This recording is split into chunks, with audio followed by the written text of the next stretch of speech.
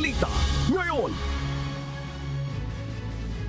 At ibang obra maestra ang ibinida sa ginanap na kauna-unang exhibit ng Banahaw artists sa bayan ng Mahayhay sa Laguna.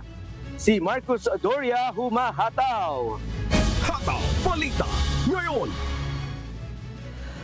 Nagagandahang mga obra maestra ang itinampok sa isinasagawang pagbubukas ng kauna-unahang exhibit ng Banahaw Artists Association sa Mahayhay, Laguna nitong weekend.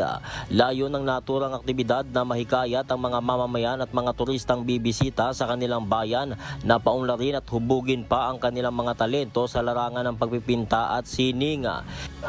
So meron po tayong exhibit ngayon na tinatawag nating Banahaw, Sining at Kultura. 2 linggo po itong exhibit na to hanggang sa 29 ng February.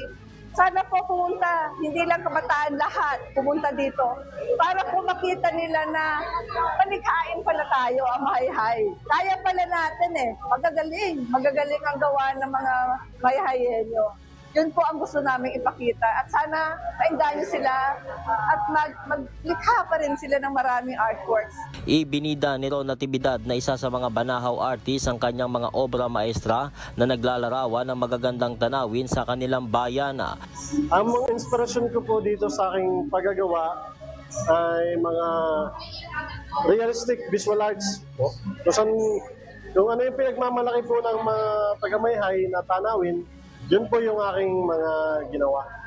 Suportado ng lokal na pamahalaan ang nasabing exhibit para sa mga local artists nito at magpapatuloy nila ang ganitong proyekto sa kanilang bayan upang makahikayat ng mga turistang darayo sa kanilang lugar. Mananatiling bukas ang exhibit hanggang February 29 para sa lahat ng interesadong masaksihan at tangkilikin ang mga artwork ng Banahaw artist. Marcus Doria, humahataw sa Balita Ngayon.